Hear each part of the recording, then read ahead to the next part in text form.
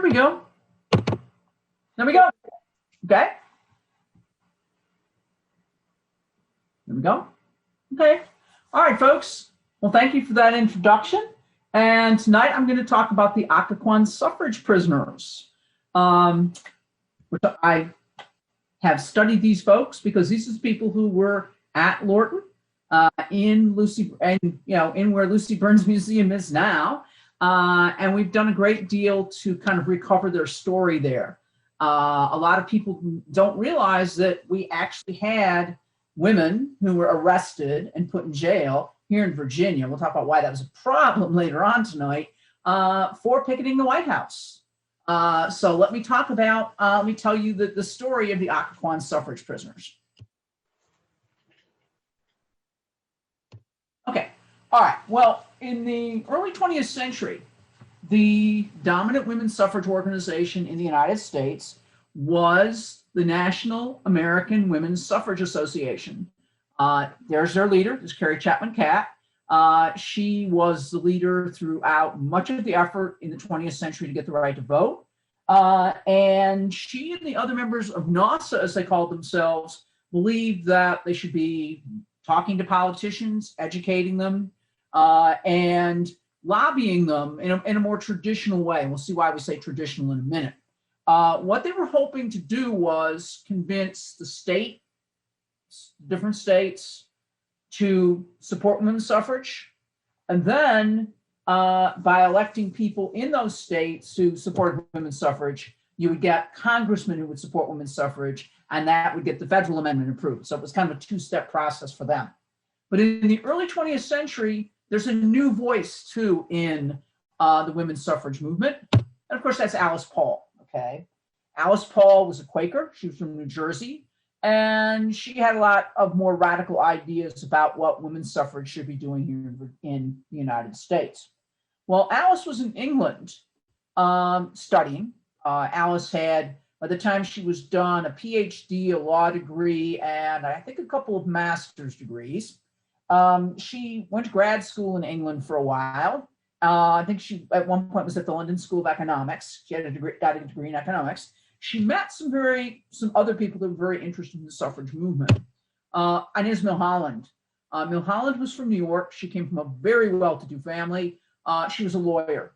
And she was one of the first women to actually get a law degree, going to law school. NYU let her in to go to law school. She was very interested in things like death penalty cases, labor law, and yes, women's suffrage. So Inez. Then this person, Lucy Burns, she's the woman our museum is named for. She became sort of Alice's right-hand man or partner in crime, if you want to put it that way. She's from Brooklyn, and she was also in Europe going to grad school.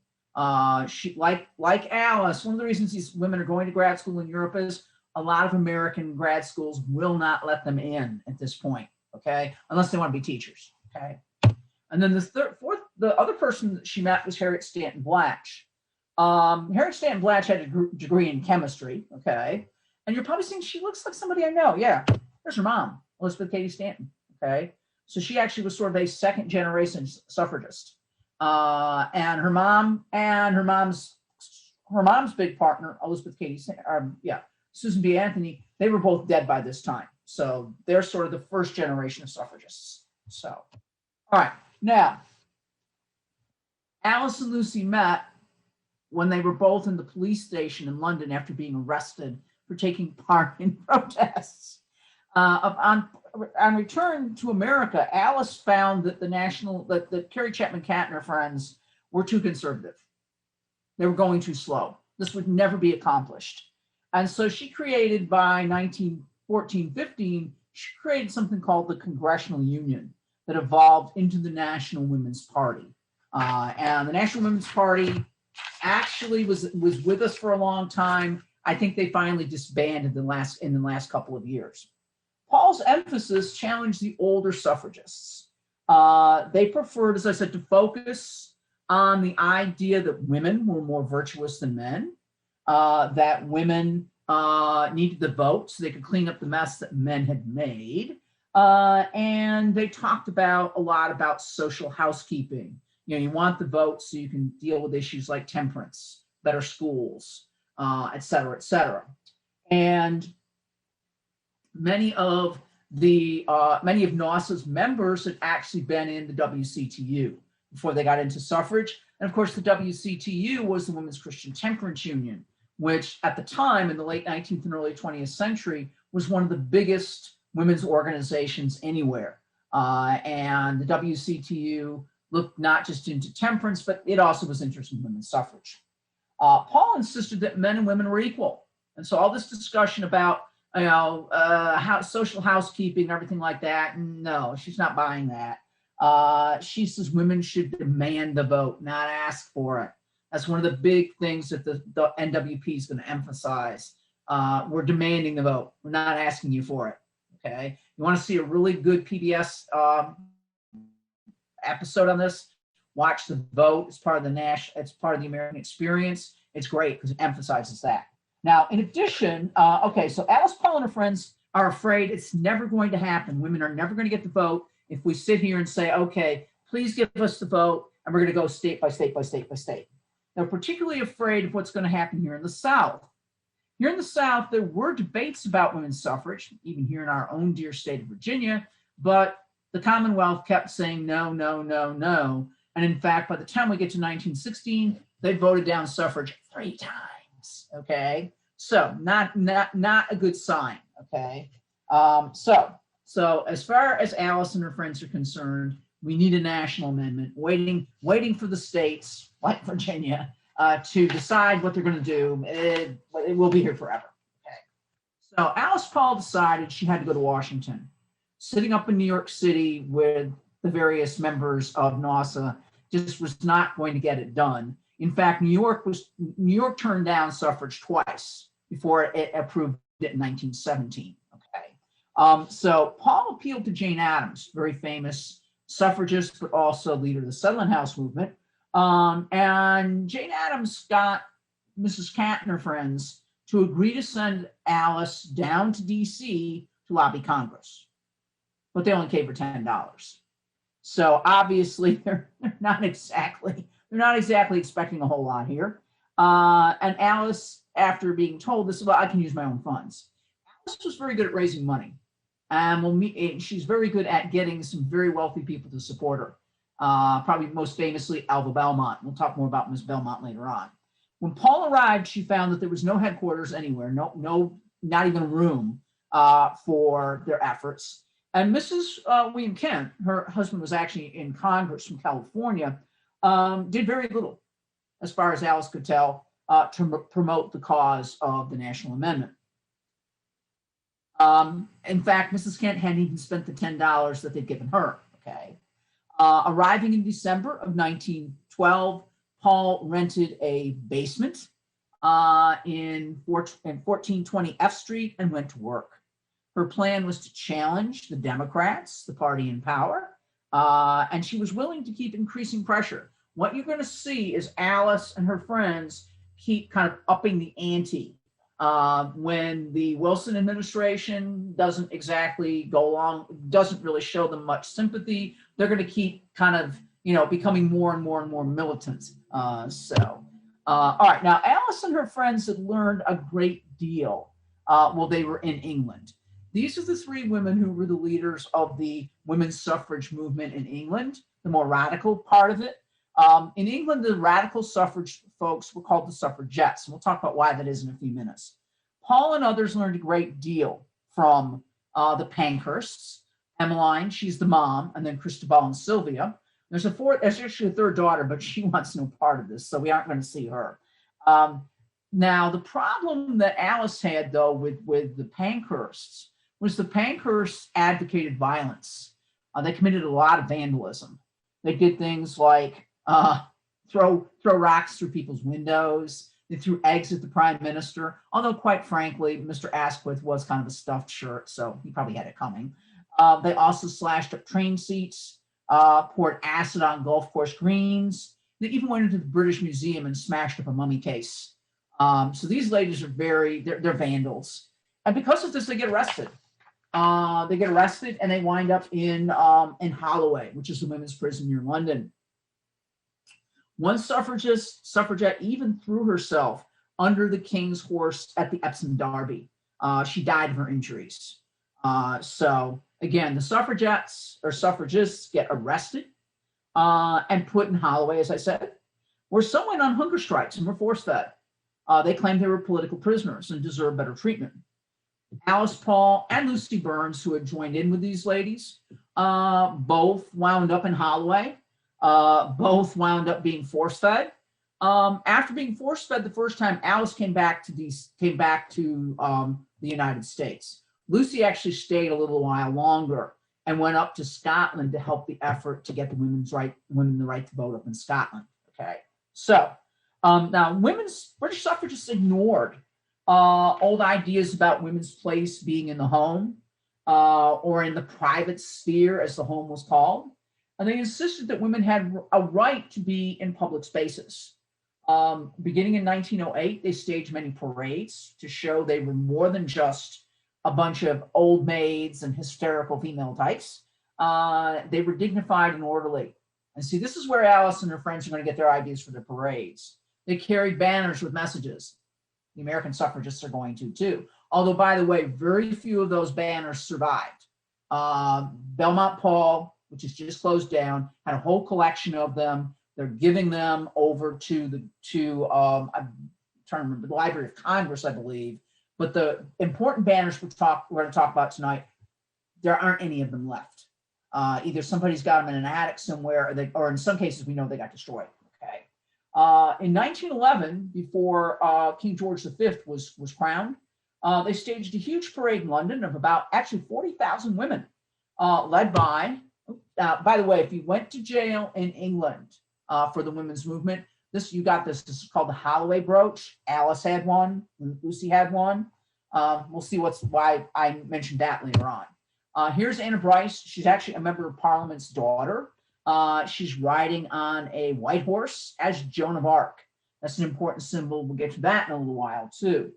Joan of Arc, of course, is the symbol of radical women.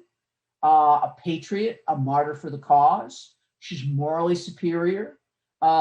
She's militant. And she's definitely not domestic. And Joan thought she was hearing voices, if you know what Joan's story is. Okay. Let's talk a little bit about the difference between suffragette and suffragists. Suffragists, which is the term used for American women who wanted the right to vote, is a word that comes from Latin. It means support or vote for somebody. And the word first appears in English in the 14th century. And it was defined as male, though, during the reign of Henry VI in the 1430s. It was used in the United States for the first time in the 18th century in the Constitution, and later was applied to women campaigning for the right to vote. Okay. Suffragette, which was the English term, was a derogatory term meant to kind of diminish the British women's movement at a time when many British working class men were still trying to get the right to vote. In England, they give the vote out according to class. Here in America, sex plays, or gender plays a role, but of course race does too. In England, it was more about, we gave it first to the middle class, then the respectable working class, and anyway, so you get the idea. Okay, so when Alice and her friends began their real militant phase, Woodrow Wilson had just been elected president in 1912. And they decided they were going to target him and the Democrats in their efforts to press for the vote. Wilson, when he arrived in Washington, you probably heard this story in 1913 for his inauguration. Nobody was there at Union Station to meet him. And that's because they were all over watching the suffragist parade that Alice and her friends had organized. About 8,000 women were parading down the street. Eventually, the situation got really out of control. The women were mobbed by guys who, quite frankly, had way too much to drink. And the army had to ride in from one of the local forts and protect them. There was a big investigation of this, too. The DC police, by the way, did nothing. They just stood there, and they got investigated. So anyway, yeah. Now, at the time when Wilson is inaugurated, you can see here that most of the states where women could vote were all in the far west, okay? And efforts to get the vote, as I said, in various parts of the East had failed. New York doesn't get it till 1917. There was a big push in 1915. They thought they had it, they didn't, okay, even though they had Teddy Roosevelt supporting them. You can also see here, again, on the Eastern Seaboard, the southern states are not going for this, okay, they really are not. You wonder what the stripe thing is? Well, in some states, they did allow women to vote in local elections, like for the school board or the mayor or something like that, not for president, whatever. Only in the far west do you see women being allowed to vote in all elections. Okay, so, all right, well, so here's, in Alice's parade, the person in the front was Inez Mulholland. As I said, she's a lawyer. She's also considered to be, you know, quite the most beautiful suffragist. She didn't like that, by the way. She realized that some of the other women kind of pushed her to the front because she was good looking, and she really kind of resented it.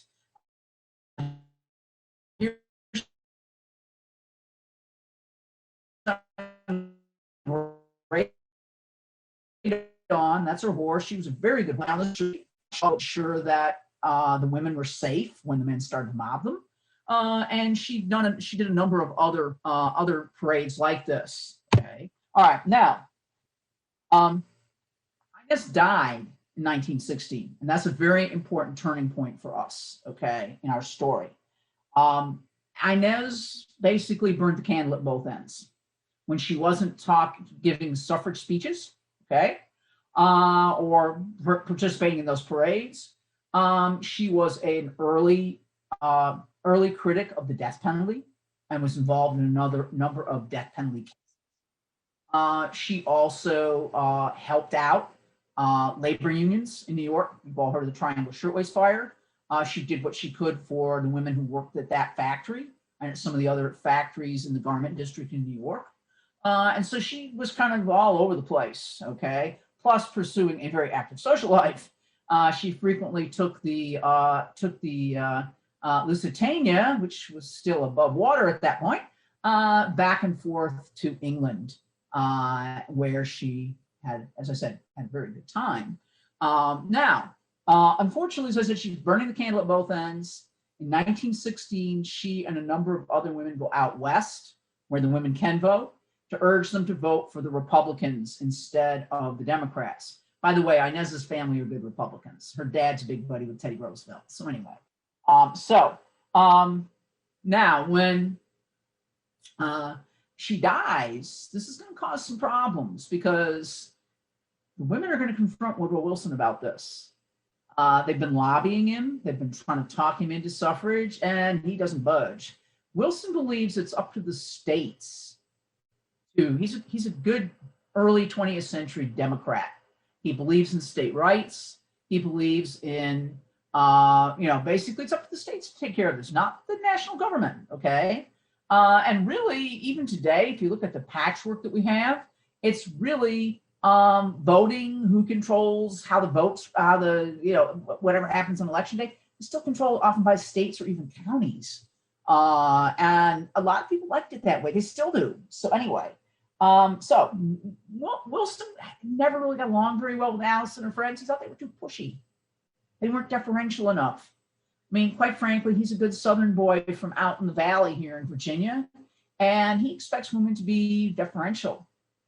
And, he offers them tea and things like that, and they tell him what he do with his tea. His second wife, Edith, she can't stand them. She calls them all kinds of words we can't repeat in mixed company, as my father would have said. So here's Alice, here's Inez dies, as I said. And at that point, the National Women's Party goes to the White House to meet with President Wilson. And he's not very receptive, okay? He's shocked. They show up, and folks, he wants to talk about the tariff and the currency issue and things like that. I mean, how much paper money do we keep in circulation? Stuff like that. And that's not what Alice and her friends want to talk about. They want the vote. They don't care about the tariff. quite frankly, if you study history today, most people don't care about the tariff. Anyway, so on January 9th, when he met with them, he rebuffed the request to have the amendment for women's suffrage passed on Inez. In fact, he just said, it's not happening, turned around, left the room. At that point, Alice Paul and Harriet Stanton Blatch put their heads together and agreed that something much more radical had to happen.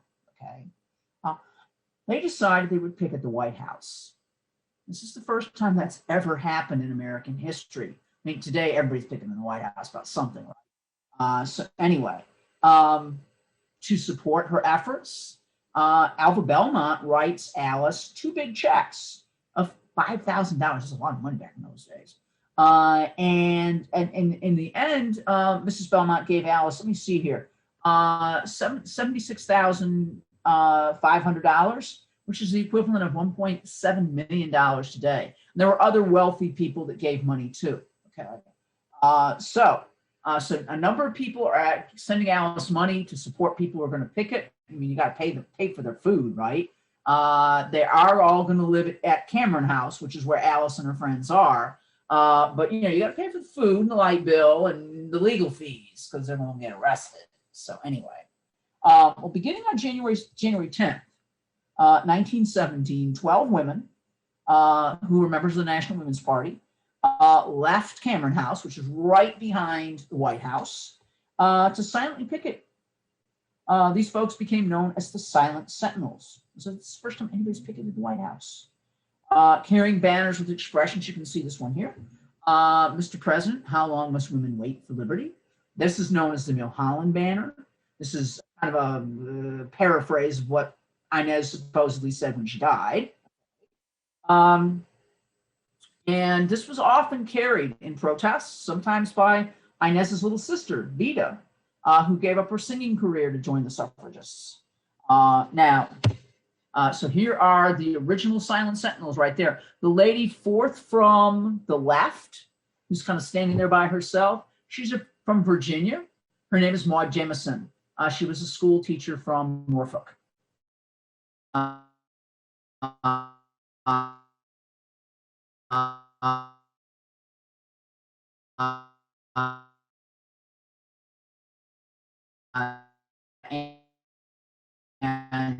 So I highlight her. Picket all over the place. Alice was one of these people that was always on the phone. She was always on the phone chattering with somebody, okay, trying to get them to do something that she wanted, all right?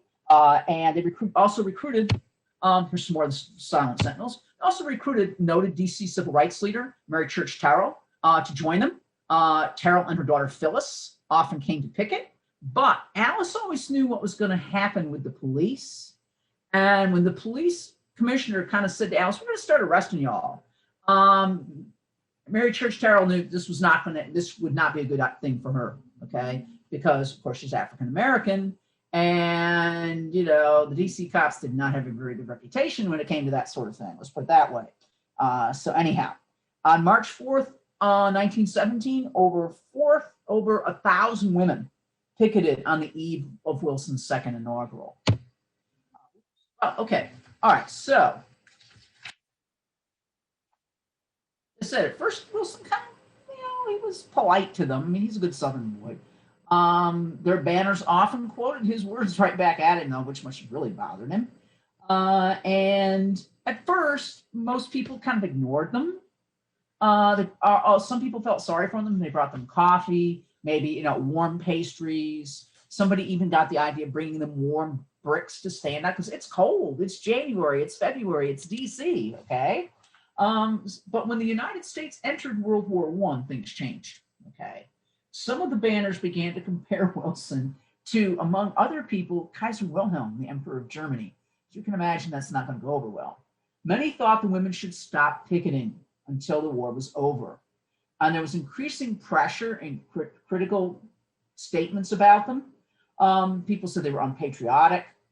In fact, Harriet Stanton Blatch, who was recruited to help run, I think it's the Women's Land Army here in the United States, she actually tells Alice Paul, you need to back off until the war is over. But Alice isn't going to. Okay, Alice is very single-minded. Alice is going to get the vote. Okay. Mobs harass the women and they attack them. And what's going to happen is things are going to escalate. You see one of the banners right here. There's going to be some others. And ultimately, Wilson's going to start arresting the women because they're blocking the sidewalk, which really isn't illegal, but we will go there. Paul saw the arrival of Russian diplomats as an opportunity to get more attention to their cause. So here we go. The banner points out that Russia, which had just gotten rid of the Tsar, their provisional government had given Russian women the right to vote. Okay.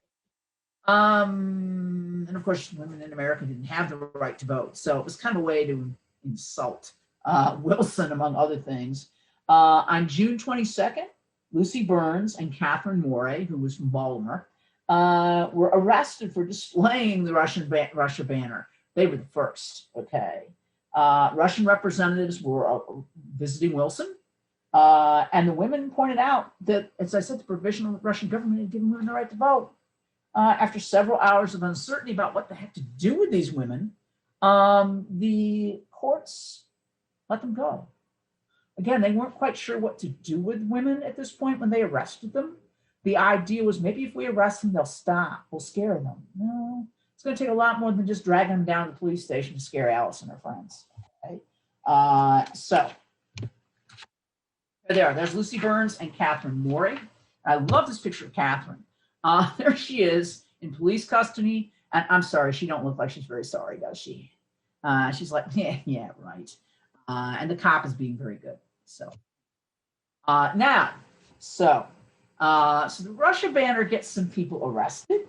And on July 4th, for example, 11 additional women, including Lucy Burns, etc., were all arrested and served 3 days in the DC jail.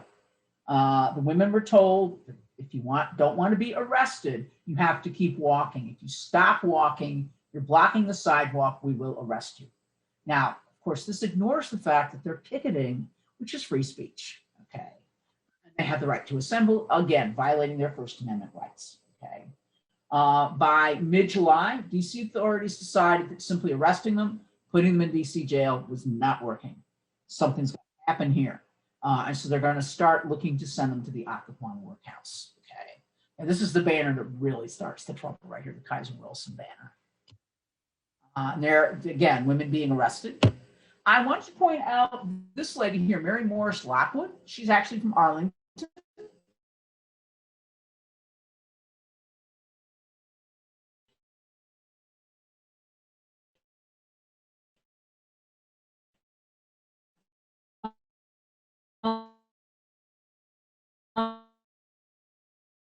And she had been times before by 1916, it's not going to happen.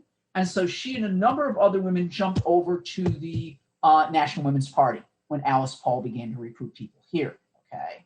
And so Mary Morris Lockwood was actually arrested for picketing, but there's a lot of women that get arrested, but they don't go to jail. I'm going to give you some statistics. Between 1917 and 1919, approximately 2,000 women picketed here in DC.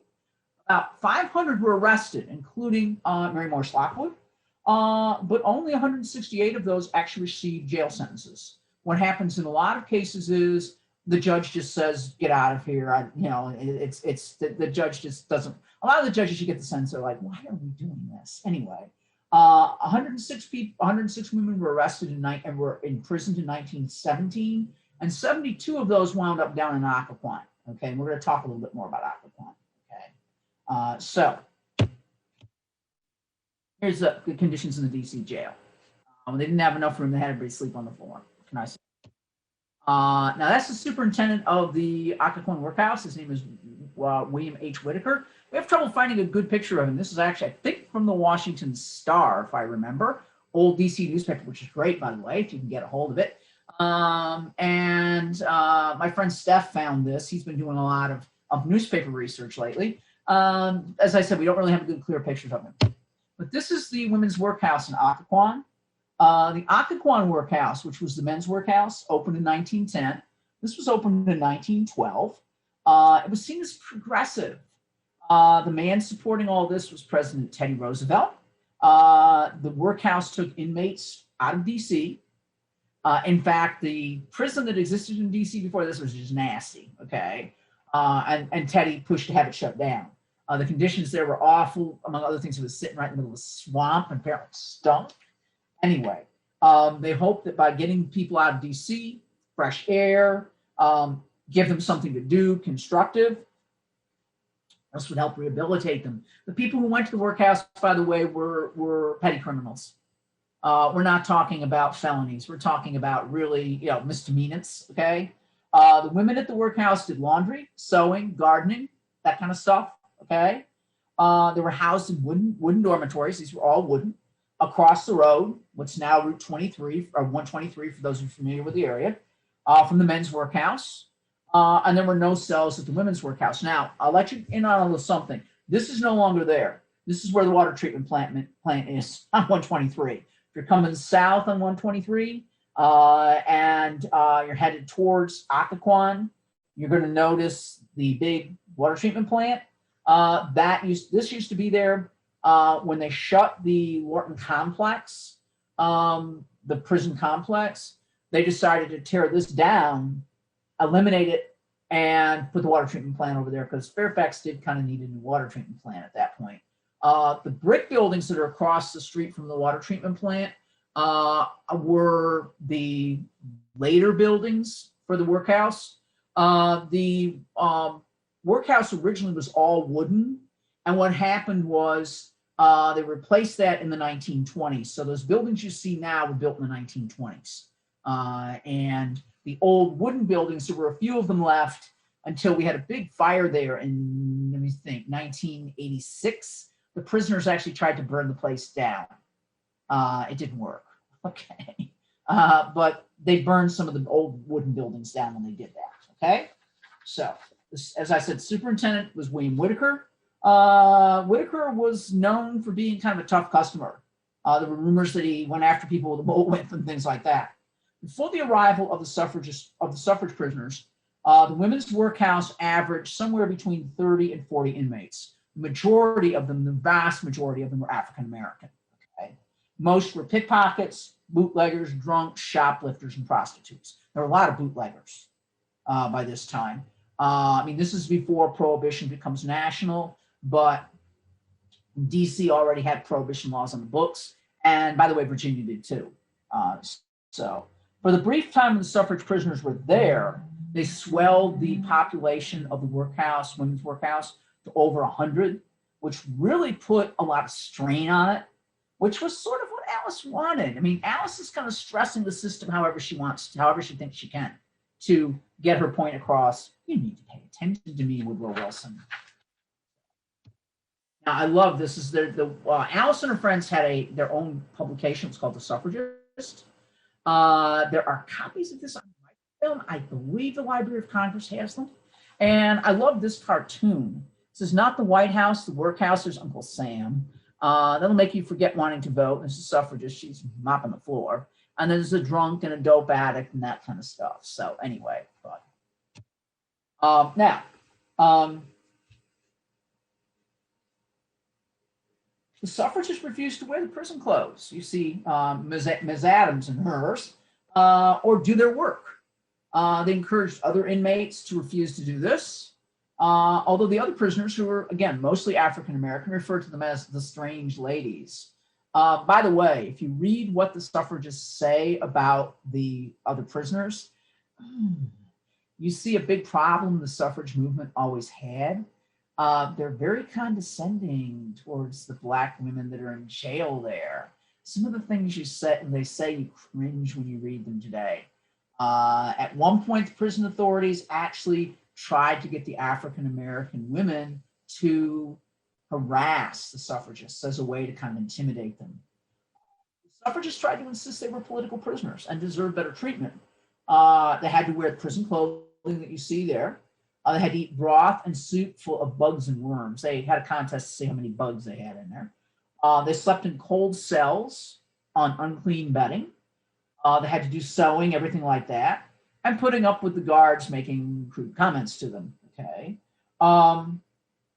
Ms. Adams' husband, who was a dentist in Norfolk, by the way, tried to pay her fine. We're only talking about $25 here.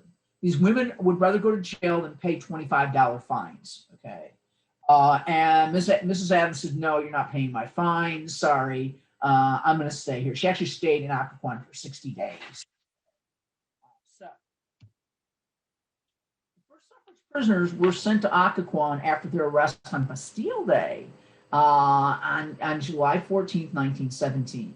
Now, they were sentenced to Occoquan for 60 days because they refused to pay a $25 fine. Now, this first group are interesting because they include a lot of very, very, very well-to-do and influential women, including Allison Hopkins. Allison Hopkins' husband had chaired Woodrow Wilson's re-election campaign and was one of Wilson's major fundraisers. When Hopkins found out his wife was in Occoquan, he basically had a meltdown.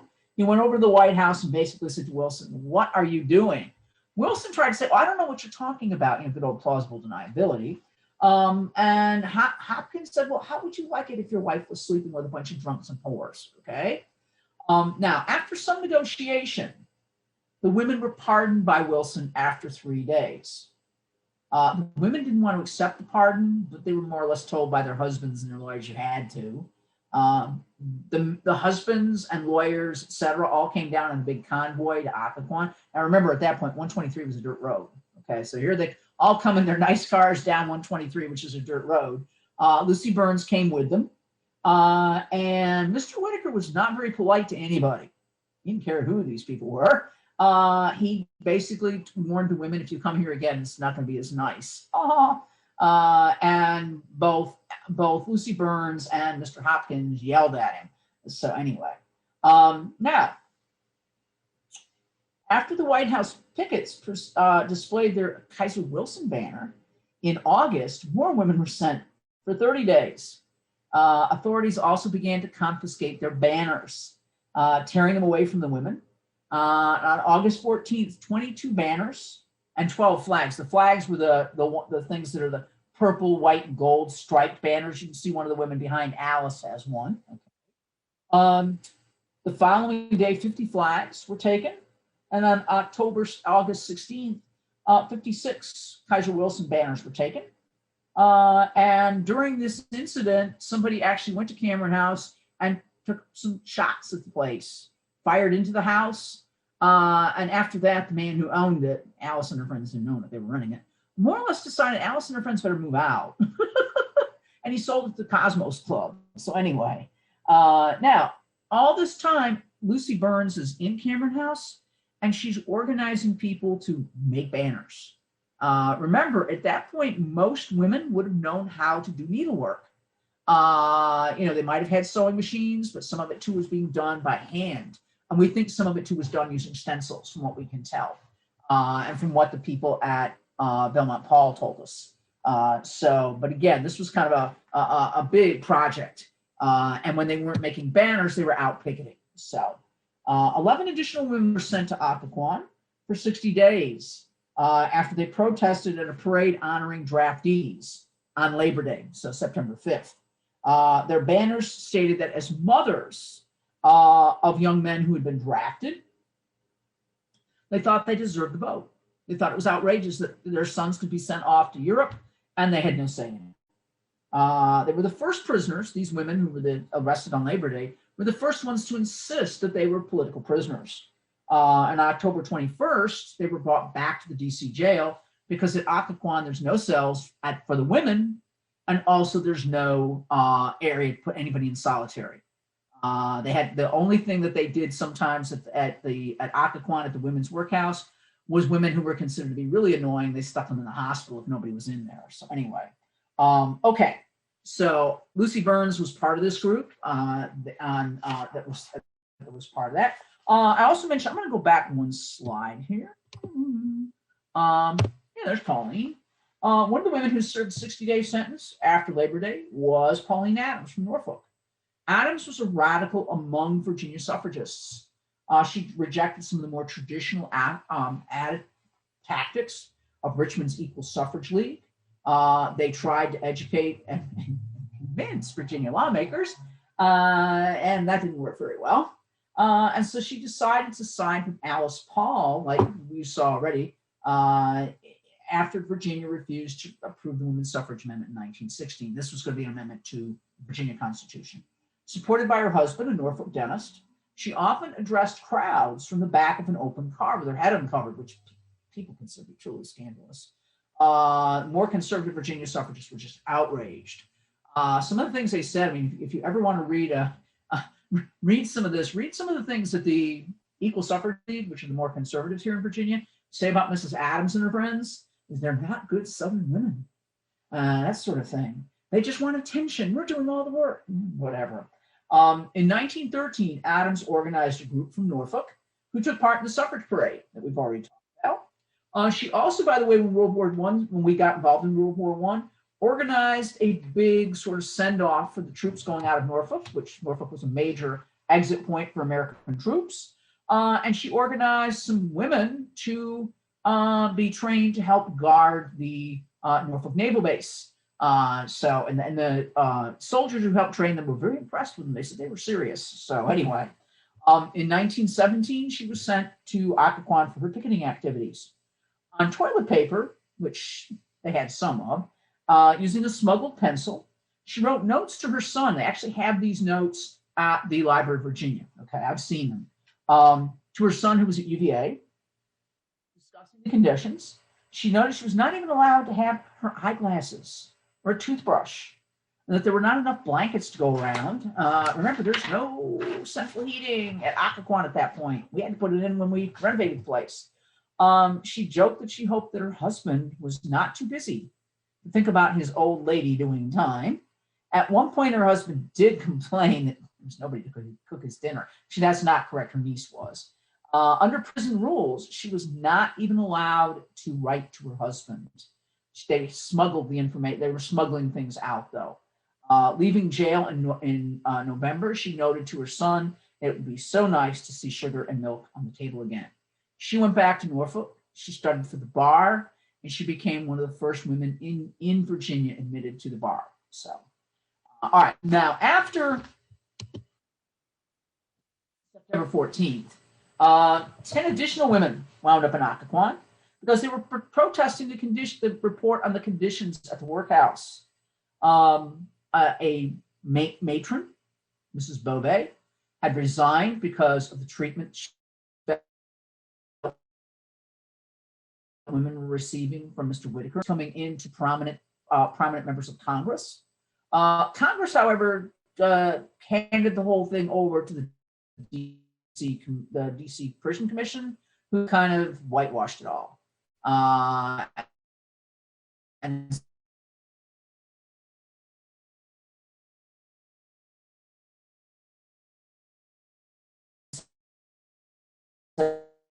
oh no, nothing bad is happening. It shouldn't surprise you. It's really bad, but it shouldn't surprise you what they did. So so Alice Paul at that point, as you saw, decided she was going to go out and protest too. And she wound up in the DC jail. They were going to send her to Occoquan. They didn't want her there stirring everybody else up. So Alice was arrested. She was put in the DC jail. They shined lights in her eyes all night. They harassed her. They tried to convince her she was going to St. E's if she didn't stop. And she went on a hunger strike. And so on November 14th, there were massive protests about Alice's treatment, and there were mass arrests. And 31 women were sentenced to Occoquan, led by Lucy Burns and Dora Lewis. Burns received a longer sentence, 66 months. Well, 72-year-old Mary Nolan, there's Mary, received 6 days. Mary Nolan was from Florida, and the judge really didn't want to send her to Occoquan. He tried to talk her out of insisting she had to go. But she said to him, Your Honor, my nephew was over in France defending democracy. I'm going to do that too, okay? So the judge, okay, and he only gave her 6 days. On their arrival in Occoquan on November 15th, women refused to give their names. They all said Jane Doe and that kind of stuff, or refused to change into their prison clothing. Now, Mr. Whitaker wasn't there when they got there. He was actually in D.C. at a meeting. But when he got back that night, he sent 40 guards with clubs to terrorize the women that were imprisoned at Occoquan at that time. Many were taken across the road, across 123, which remember is a dirt road at that point, taken over to the men's workhouse and put in the adjustment cells, as they were called. This is a cell block. This was, you can see there's an old wooden building there. It's gone now. As I said, all this got burnt in the fire, okay? And you can see how it's attached to one building. They built these cell blocks here. These are known as the adjustment cells. At that point, they were used primarily for guys who had DTs and were having a bad time. And so the women were put in there, basically thrown in, dragged, beaten, kicked, thrown in. Lucy Burns, who was wrapped only in a blanket because she still wasn't putting her prison clothes on, was handcuffed to her cell overnight. And she was later moved to a padded cell, usually reserved for recovering alcoholics. The oldest suffragist, Mary Nolan, we saw her. She was thrown into her cell. Dora Lewis, wealthy Philadelphia widow, was thrown in to her cell. Her head hit the wall, and it was so bad that she got knocked out cold and she had a concussion. Her cellmate, Alice Cassou, who was from Louisiana, was so concerned she suffered a heart attack because she was afraid Mrs. Lewis was dead. This is the cell, one of the cells at the men's workhouse. Okay, they were putting like two women in each of these cells. So we know a lot about what happened, by the way, because Dorothy Day, who went on to found the Catholic Workers Movement, was actually part of the group that was arrested. Dorothy Day was only about 19 or 20. She was a journalist. She really wasn't involved in the suffrage movement before this. She came down because one of her friends was going down here. She wanted to hang out with her friend. They both wound up in jail, okay? And Dorothy tells us a lot about what happened on the Night of Terror in her memoir. So that's Dora Lewis, wealthy Philadelphia widow, another very prominent sort of leader. She helped Alice raise a lot of money when Alice had some health complications. Dora Lewis's brother was up at Hopkins, and he saw Alice at his sister's request, and he told Alice her basic problem was she needed to eat more and get some rest, which was probably true, okay? Because as I said, Alice also kind of tends to burn the candle at both ends. That is Dora Lewis. Whitaker also sealed off the prison and would not allow family members or their attorneys to visit. And he tore the phone out of the wall in his office. That's how mad he was. At one point, he even got Marines from the newly established Quantico to come up from Quantico to surround the prison. In the prison, the suffragists were moved from place to place to confuse them. A number of them went on hunger strikes, and the officials used the promise of food and clean clothes to try to get them to stop what they were doing. They did things like, bring fried chicken in where the women were, baked apples, bread soaked in milk. Dorothy Day talks about the bread soaked in milk. Another woman talks about, it's really interesting how they reacted to the fried chicken. You got to remember, most of these women are Northerners.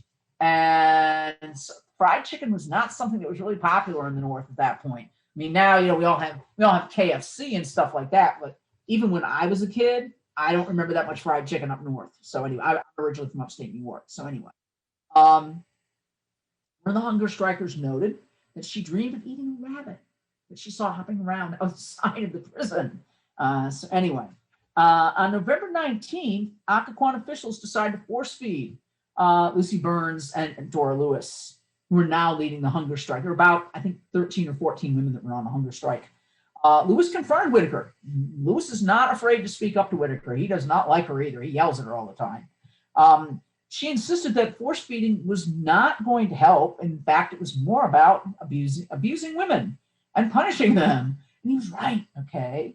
3 other women, Alice Paul, Rose Winslow, and Kate Heffelfinger, were force-fed at the D.C. jail after they went on a hunger strike.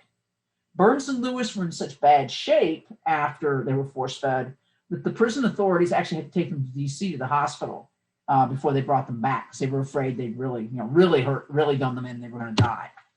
This is a British recreation of force feeding. We keep trying to get somebody to draw us something based on Lucy and some of the other descriptions we have from Lucy and people like that.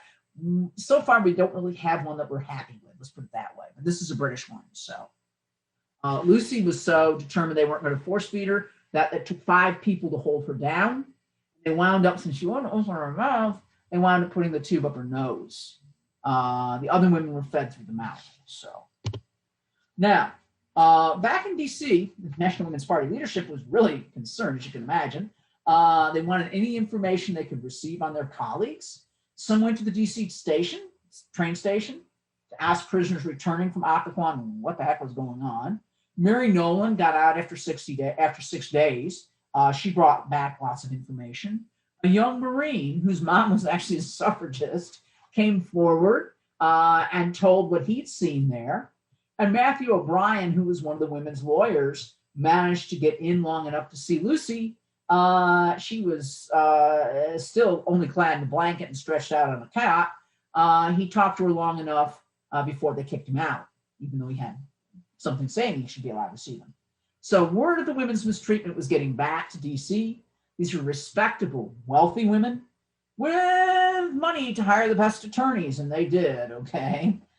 These attorneys began to press Woodrow Wilson, who at first said, well, I don't know what's going on. Very good at doing that, you know, what a lot of politicians are.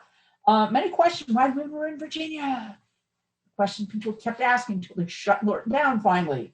And the women pointed out they had the financial means to challenge this business about being in Virginia, unlike the other Occoquan inmates, okay? Most of the Occoquan inmates, again, they're poor. But these ladies have money, and they can. That's going to be one of the points of their cases. Why are we in Virginia? Eventually, the women's attorneys convinced the federal court in Alexandria, there's the old federal courthouse in Alexandria, to issue a writ of habeas corpus.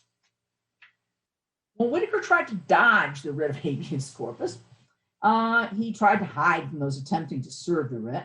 But on November 23rd, the women were brought in to the courthouse, you see there, before Judge Edmund Waddell Jr.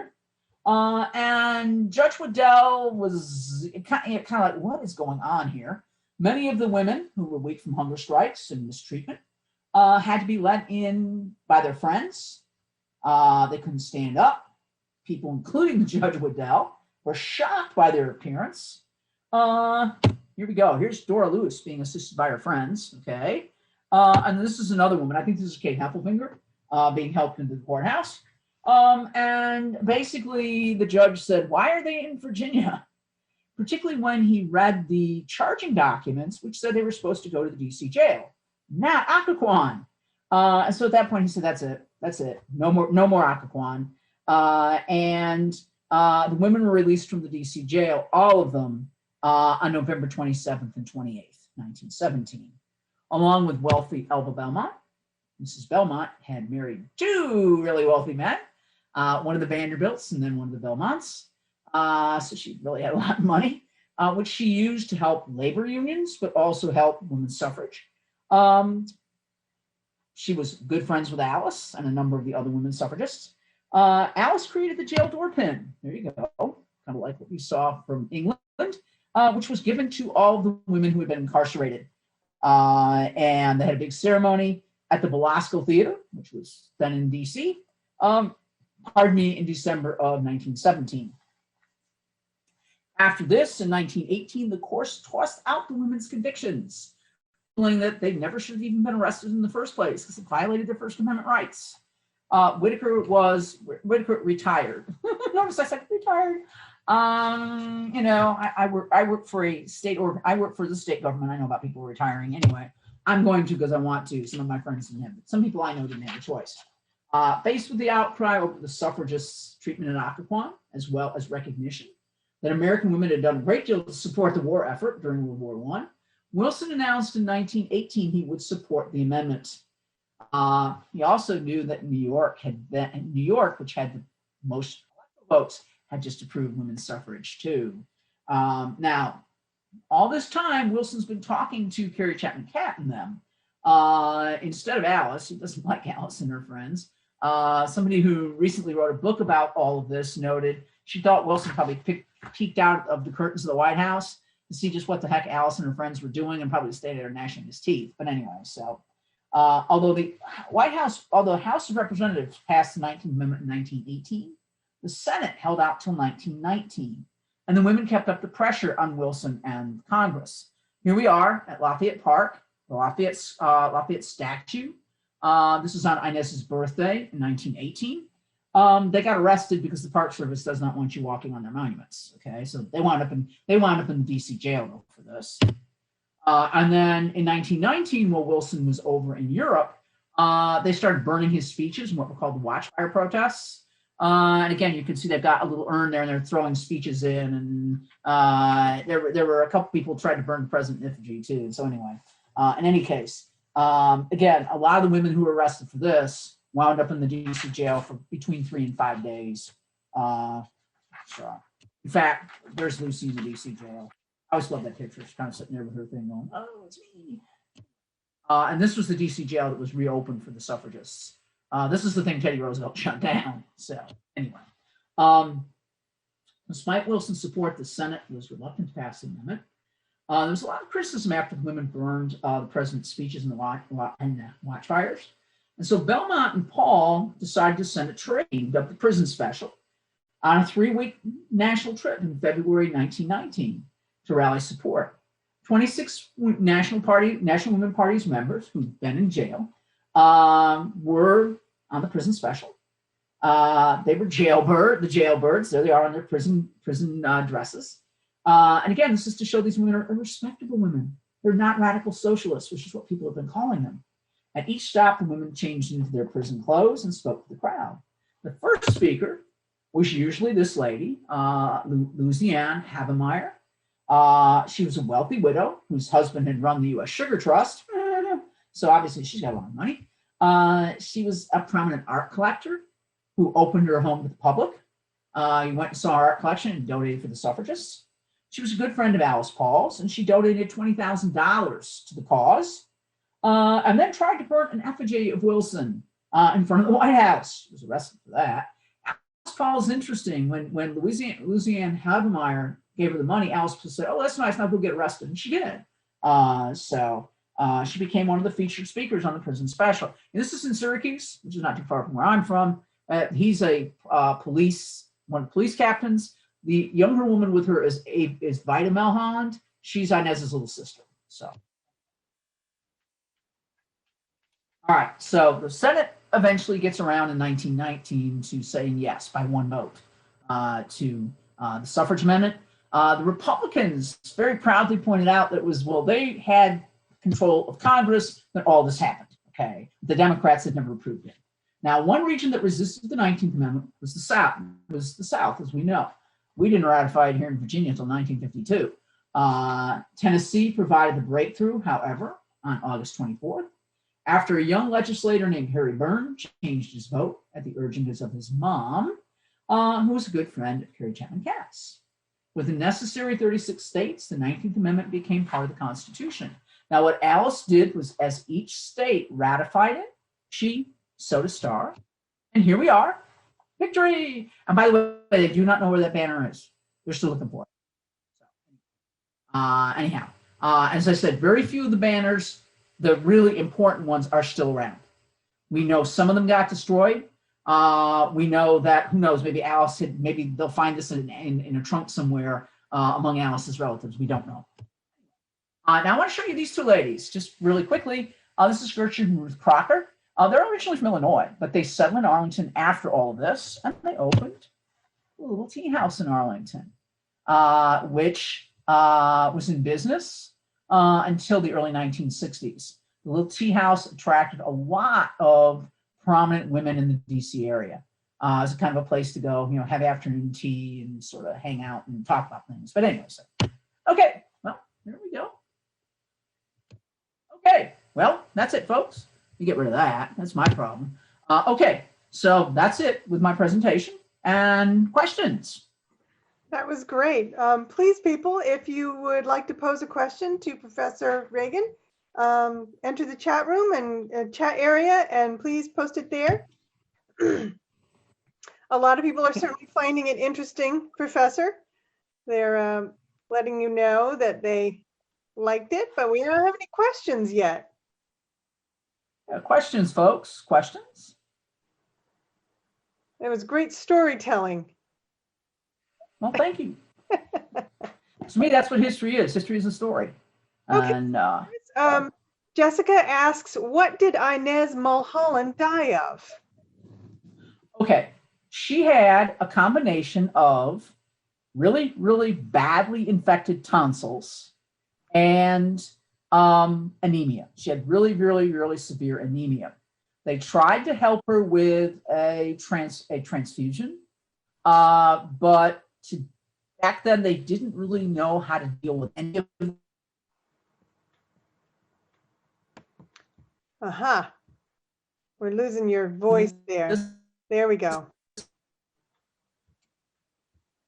Keep going. Bad connection for a minute. Effectively, today. So if you could repeat your last couple of sentences, I lost the connection. So go right ahead. Oh, that's all right. All right. As I said, Inez had really badly infected tonsils. She had a really bad case of anemia. Back then, they didn't know what the heck to do with that. Today, they'd give her some kind of antibiotic. They'd know how to do something with her blood. I mean, heck, folks, I had anemia. They just gave me some iron pills. But I don't think they knew how to treat any of that back then. Remember, medicine, even in the early 20th century, is pretty darn primitive. So anyway, yeah. By the way, Inez's father never forgave Alice Paul. Never. So. Huh. We have a question about the Lucy Burns Museum. Would you tell us more about that at the workhouse? Sure. Okay, we started on that project, believe it or not, about in 2006. Okay, so it's been a while. And we started out with one little cubicle. Then we went to one of the, if you know anything about the workhouse, you know, the Arts Center has basically artist studios. We started out with, after the cubicle, we wound up with the studio. And then we started raising money. It took us quite a while to raise money, but we have an entire building now that is dedicated to the Lucy Burns Museum. About half of it is about the suffragists. We have actually the jail logs that show who got arrested when. We've got a lot of photographs and other things like that of Alice and her friends, some videos. My friend Kenina Spalding actually has produced several really good videos on the subject. And then the other half of the prison, or the other half of it, is on Lorton Prison itself, which has its own very interesting story before it was shut down, because basically the good people of Fairfax County decided we don't want DC's jail in our county, which has been a problem all along, as we said. So yeah, but the Lucy Burns Museum is open. I think the latest is we're open on Saturdays in the afternoon. We have to be really careful. I don't think we're allowed to have more than 10 people in there at a time. You know, the governor's policy, and you have to wear a mask. We do have docents there. I've done some docent work myself. And you know, we've had some programs, like we have a really good program with the Girl Scouts. They have it's not a badge, I think it's a patch. Didn't have patches when I was in the Girl Scouts, we just had badges. But anyway, but they can get this patch for doing some kind of project related to women's suffrage, and we've been working with them. So we have a lot of school kids, you know, that kind of thing. So yeah. So we have another question here about the descendants of these women. Were they also activists? Can you tell us anything about their descendants? Okay, we've met some of them. Okay, and it's really interesting. Every once in a while, somebody will come in and they'll say, "Oh my God, that's my grandmother." You know, because we have the picture of a lot of the women there in their jail uniforms. And I remember one time this woman came in and she said, "That's my grandmother." And it's funny because some of them that say, "Well, we knew Grandma got arrested, but now we know why." It was also apparently a lot of these families didn't really want to talk about it. Okay, and so it was, "Oh, now we know why." Grandma was trying to get the right to vote. Oh, that's not so bad. Oh, Grandma got arrested. Ooh. Actually, some of the women are active in various kinds of women's issues, I guess you could say. We got the ones that I met, some of them very involved. Well, some of them are teachers and Girl Scouts, that kind of thing. We've met one of Dora Luce's relatives. Somebody's told me that apparently Lucy never got married, by the way. She never had any kids. Apparently one of Lucy's nieces has gotten in touch with us. So hopefully she'll come and talk to us and tell us some stories. But yeah, so yeah. And so anyway, yeah, so that's what we know about them. But as I said, every once in a while, one of them shows up and it's really interesting. So yeah, that's great. So you've got a museum fan here someone who has gone to it and they thought it was great. And they are saying you can tour the cell blocks, or at least yes. one. Yeah. Oh yes, we have now we do have a cell block there. That's not in the original cell block, okay? But that was put in when things got really bad at Lorton in the 1980s. Originally, where you go to the Lucy Burns Museum was minimum security. Well, then when things got really bad in DC, in the 1980s with crack cocaine and things like that, they decided that was going to be medium security. And so they had these cells where they put people who just couldn't behave themselves, I guess is the best way to put it, or people who might be, people who might have been informants, that sort of thing. And we had those cells rehabbed. They were originally a mess. We had them rehabbed. We've got some of them set up so they've got double bunks. We've been told, though, that most of them were never double bunked. They only had one person in there. We've actually had a couple of older gentlemen who were guards there who've told us a lot about what went on there. So, but yeah, and you can go tour that. And I've taken people back there and they're like, oh my God, this is awful. Yeah, it is. So anyway, yeah. Let me see what else we got here. So tell us more about force feeding. Oh, okay, all right. People go on hunger strikes, and they still do this today, by the way. Now, if you're going to go on a hunger strike, probably what they're going to do to you is put something in your arm. The same way they're going to give you an IV if you're sick. But anyway, they're going to give you like, what did they give me that intravenous strike? I was sick. They give you like glucose and stuff like that. Okay. Well, anyway, what these ladies did was they refused to eat, and so they decided to force feed them. And what that meant was they took raw eggs and milk, mixed them together, and then they had a tube. They stuck it in your mouth, and they poured all that down into your stomach directly. A lot of the women said that happened. They just promptly threw it all right back up. I indicated Lucy put up a fight. Okay. Right. And so I had 5 people holding her down, and they stuck the tube up her nose, which apparently was really a mess of blood and everything like that from what she the testimony she left behind. But yeah, anybody who went through it, just I mean, Alice got force fed 3 times a day when she was in the DC jail. And as far as the women were concerned, this wasn't about helping them. This was about mistreating them some more. So anyway, but yeah, they've force fed other people. I know, there have been instances like over in Northern Ireland, there were people on hunger strikes. They force fed them. And there's people they do that today too. So anyway, but yeah. So do we have any other questions for Professor Reagan?